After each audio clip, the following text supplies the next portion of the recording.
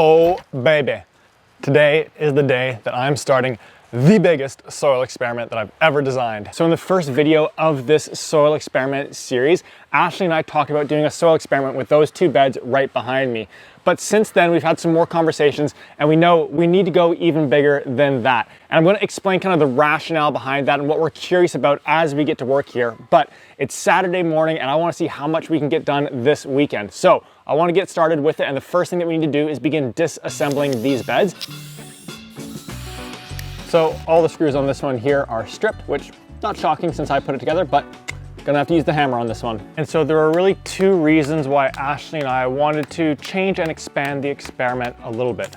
The first one is that with the bed she's helping me on, we're obviously establishing it this year.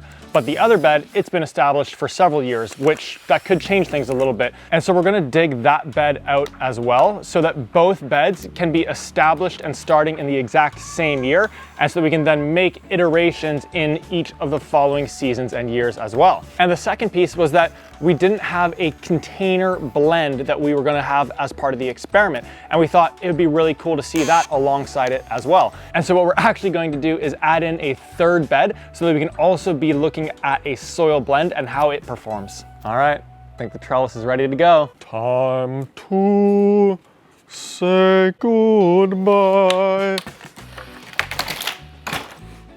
Not gonna lie, a little bit sad seeing that go down, but good things ahead.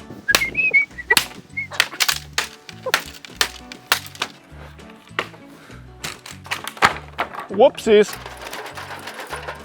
That's a future problem. Alrighty, so the trellis is taken care of. And so the next thing that I'm going to do is begin actually removing all of the soil from these two beds. And the reason why I'm doing this is because we've shifted to doing our 3-bed experiment. And so because of that, I'm actually gonna need to essentially get a completely blank canvas here so that we can end up fitting 3 beds in. And now with that being said, I'm going to keep the two soils completely separate so that we can use the one that Ashley and I got tested in the bed that we're designing together. The other part about this is that by pulling up all the soil from the no dig, no till bed, it's also resetting that bed so that once again, we're starting everything equally in this year. Okay, nearly there. Whew. First bed, all done. One down, one to go. Rocks off, landscape fabric off, leaf mulch off, irrigation out. And now let's get this soil out of here. Oh, alrighty, final touches. Whew. Alrighty, second bed all empty, first bed all empty, and all the soil back there. So we're in a good place. And now if you are enjoying this video, all the experiments that we're doing and running, it would mean the world to me if you subscribe to our channel here. It takes a lot of work to be running each and every one of these experiments. They all take several months. This one will be several years. And so your support would just be massively appreciated. And then if you are subscribed, you're gonna be notified when all the updates come out in terms of how each of the little experiments are going. So with that being said, the next piece that I want to do is remove all the wood from these beds. And so now recall that rather than doing a 2-bed experiment, we're gonna be doing a 3-bed experiment. And so I'm taking all this wood out because I need to now essentially get a blank canvas so that I can then measure out the wood and pop 3 beds in here instead of just 2. And on top of that, wood's really expensive right now. So I'm gonna take it off as carefully as I can so that I can try and save as much of it as possible. All right, one down, one to go. That was easier. Let's hope for more of those. Needed this. All right, so that second bed took like no time at all to get all taken apart, disassembled. The good news with that was that it was really fast. The bad side to that is that the reason why it was so fast is because all the wood had essentially kind of just broken down and decomposed. And so I don't want to use that when rebuilding the bed. So I'll just need to buy a little bit of new wood for that. But we've got our blank canvas now, which is, whoa, is awesome. And so what I'm gonna spend a little bit of time working on next here is just kind of leveling it all out so that we can get ready to put the next 3 beds in.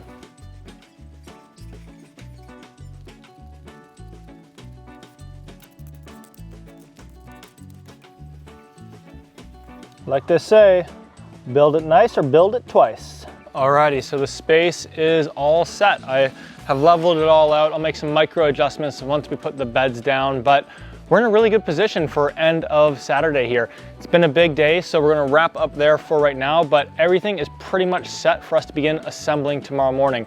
So I'm gonna spend a little bit more time this evening without the camera, just enjoying the garden, beautiful sun here, making sure everything is prepped, ready to go, and then we'll get started in the morning. I'm so sore.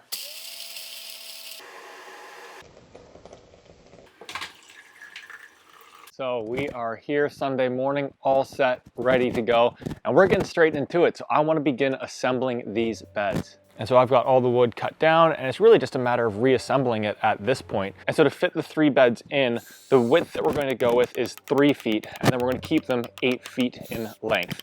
So a little bit smaller than your traditional 4 foot by 8 foot raised bed. I hate nails so much. Switching to screws.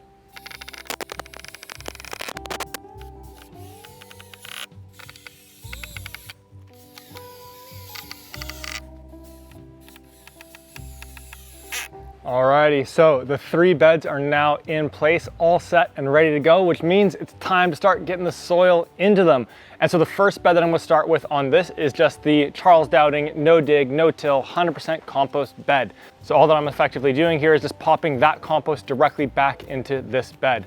And now the only thing that I've done with this since yesterday evening was sifted out all the larger roots that were in there previously, just so it's nice and clean.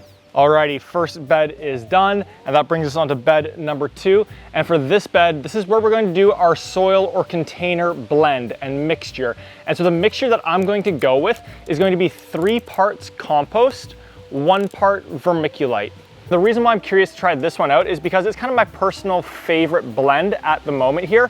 I've done some stuff with Coco Core and with peat moss in it in past seasons and with customers and had tons and tons of success with that. But I would love to be able to completely remove those 2 resources if possible. And if it performs significantly worse than the other 2 beds, then I'll just simply remove that soil at the end of this season and put together a new container blend for the next season to try out. And that's the beauty of this experiment. It is going to be multi-year. Alrighty, 2 down, which means 1 to go, and it's the grand finale, Ashley's Soil Scientist bed.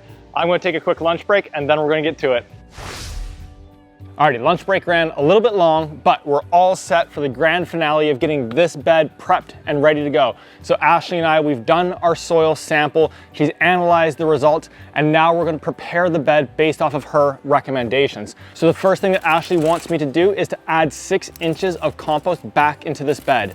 And so I've got all the compost just set aside from yesterday. All that I'm doing is bringing it right back over, but only putting 6 inches worth of it back in. Next up is applying the elemental sulfur. Now, I probably should be wearing gloves, but I don't own a pair of garden gloves because I'm all about getting my hands dirty.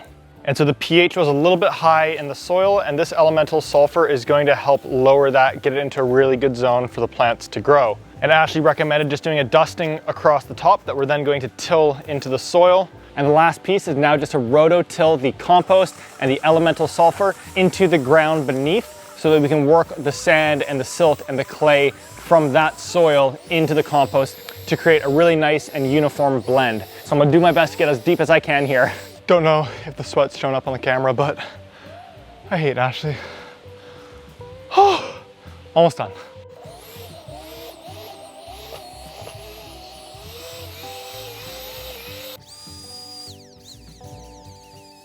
Give Ashley a call, see what she thinks. No answer. So I'll grab a call with her just before I plant everything in here, and that's how we're gonna wrap up the video. All right, we have done it. We have made it to transplant evening. And so behind me, you can probably see the beds, they are all set. There's a couple of new structures in there that I'm going to explain to you while we go through the transplanting. And Ashley has given me the green light that the bed we put together looks perfect and that it's all set, ready to go and to be planted into. So with that being said, I want to get straight into it and start getting some plant babies into those beds. And we're going to get started at the very back with our tomatoes. And for the no-till bed, we'll just be popping them directly into that compost. But for our other 2 beds, we'll be utilizing our transplant kit, so both worm castings and our 444 superfood to feed the soil at the point of moving them into the beds here. And this just follows the methodology for each of these different styles of beds. And so for each of the plants in this experiment, we are going to plant the exact same variety and number of plants in each of the beds, so it's 100% even. So getting started with our tomatoes, we're planting sun golds, and I'm going to plant 2 of them into each of the beds. And if you're wondering about the archways that are sitting above them, this is what I'm going to trellis them to as they begin to grow. And we've got a full video on that, which I've got linked up above here. All right, and next up, we've got our cucumber babies. I'm going to be planting 2 cucumbers in each of the beds. And so I've got both of these at the back so that they can grow nice and tall without blocking the rest of the bed.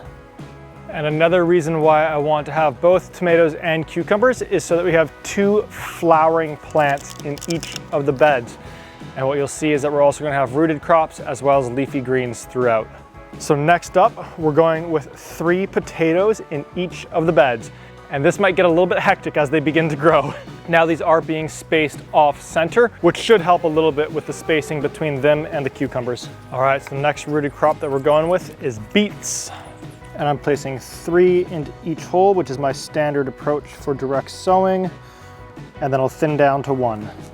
And for these 2 beds, I'm gonna cover the seeds with about 1 centimeter of worm casting to help with that water retention.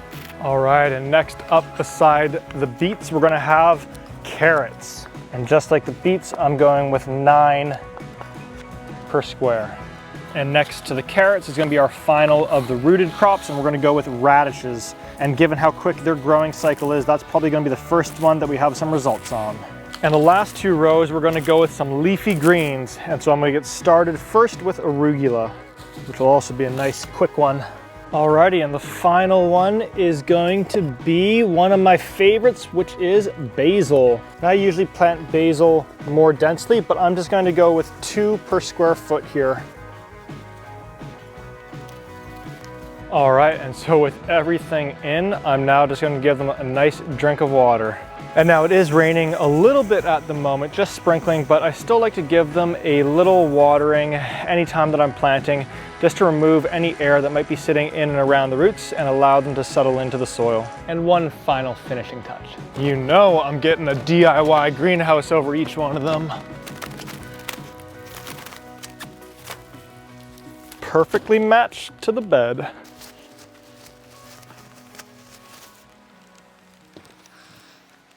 Oh yeah, baby. Whew, we did it. I thought today might be the first time that I have to bring out my studio lights for out here. And based on the fact that you can't see me at all, I'm gonna do that. Be right back. There we go, that's better. So I'm feeling super proud and both excited for this project and just where it's going to lead to. So really proud about just kind of how specific and measured everything has been. I think that's going to get us some really, really cool insights and results, and something that we can kind of now play with for years to come. And excited to see what we discover with this, what happens in each of the different soils out there. So if you've enjoyed this video, then it would mean the world to me if you subscribe to our channel here, shared it with a friend, help us get in front of more individuals and help connect them to gardening. And then where do things go from here? Well, now we got everything growing in there. And so as those plants hit maturity and we begin to harvest them, at that point, I'm gonna be able to do kind of update videos sharing what happened in each one of the beds. So if you're subscribed, you'll be notified when those videos drop. I think the first one is gonna be the radishes in the course of the coming months here. So folks, that's everything for this video right here. Has been a ton of fun, a ton of work. I can't wait to catch you on the next one. I can't wait to see what happens with this little experiment. I'll catch you soon. Go get those hands dirty. See you around.